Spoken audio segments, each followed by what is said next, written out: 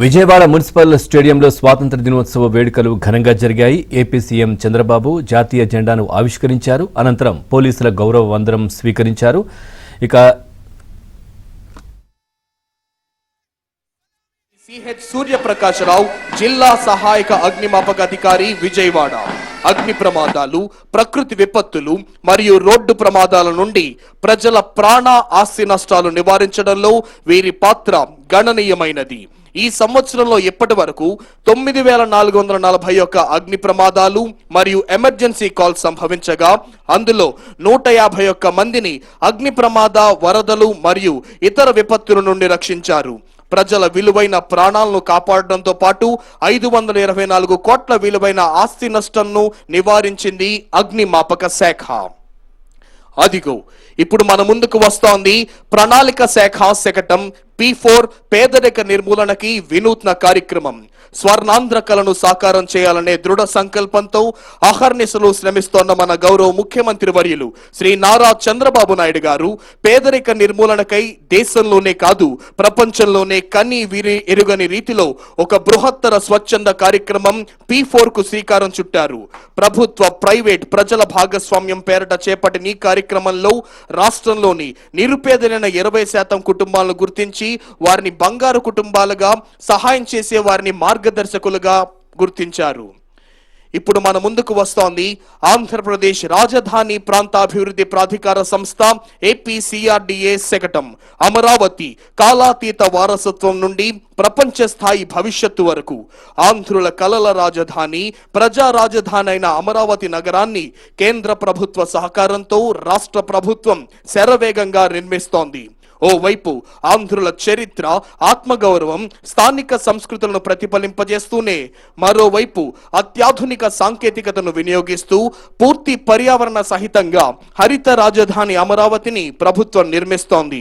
అమరావతిలోని హైకోర్టు భవనం బౌద్ధ స్తూప ఆకృతిలో, శాసనసభ భవనాన్ని స్థానిక సంస్కృతిని ప్రతిబింబించే విధంగా నిర్మిస్తోంది రాష్ట్ర ప్రభుత్వం.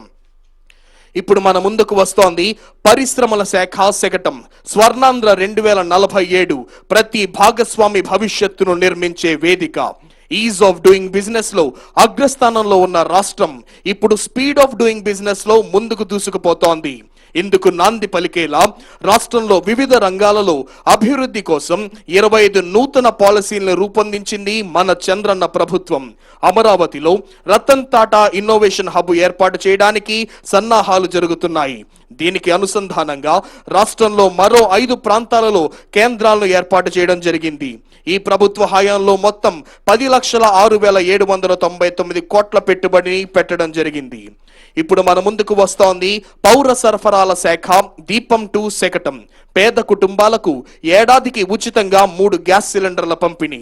ఎన్నికల మేనిఫెస్టోలో ఇచ్చిన హామీ మేరకు సూపర్ 6 పథకంలో భాగంగా గత నవంబర్ 1వ తేదీ నుండి దీపం 2 పథకం క్రింద పేద కుటుంబాలకు ఏడాదికి ఉచితంగా 3 గ్యాస్ సిలిండర్ల పంపిణీకి ప్రభుత్వం శ్రీకారం చుట్టింది. రాష్ట్ర ప్రభుత్వం ఈ పథకం ద్వారా ఇప్పటి వరకు 1.4 కోట్ల లబ్ధిదారుల ఖాతాల్లో 1554 కోట్ల రూపాయలను జమ చేయడం జరిగింది. సూపర్ 6 లో దీపం 2 పథకం ధాన్యం సేకరణ, రైతు సంక్షేమం. ఇప్పుడు మన ముందుకు వస్తోంది రియల్ టైమ్ గవర్నెన్స్ RTGS శకటం. సరైన సమయంలో సరైన నిర్ణయాలకు సరైన డేటా, రియల్ టైమ్ ఇంటెలిజెన్స్ ద్వారా smart governance. Real time governance society ఇదొక సాంకేతిక అద్భుతం. 2017వ సంవత్సరంలో దార్శనికులు మాన్య ముఖ్యమంత్రి శ్రీ నారా చంద్రబాబు నాయుడు గారి ఆలోచనల నుండి ఆవిష్కృతమైన అద్భుతం ఇది. ఈ శకటంలోని ప్రధాన ఆకర్షణలు data lake technology, WhatsApp governance, CCTV analytics, aware, quantum valley ఇలా విభిన్న కార్యక్రమాలకు శ్రీకారం చుట్టింది రియల్ టైమ్ గవర్నెన్స్ శాఖ ద్వారా ఆంధ్రప్రదేశ్ రాష్ట్ర ప్రభుత్వం. ఇప్పుడు మన ముందుకు కదిలి వస్తోంది జలవనరుల శాఖ శకటం. హంద్రీనీవా సుజల స్రవంతి HNSS పోలవరం.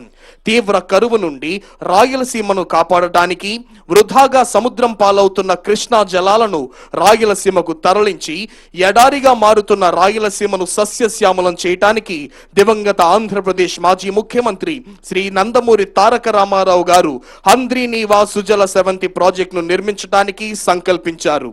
దీని ద్వారా శ్రీశైలం ప్రాజెక్ట్ యొక్క ఫోర్షోర్ నుంచి 120 రోజుల్లో 40 టీఎంసీల వరద నీటిని ఉపయోగించుకొని రాయలసీమలో 4 జిల్లాలు 6.25 లక్షల ఎకరాలకు సాగునీరు అందించడం జరుగుతోంది. ఇప్పుడు మన ముందుకు వస్తోంది పంచాయతీరాజ్ గ్రామీణాభివృద్ధి శాఖల శకటం పేదల సేవలో అడవి తల్లి బాట.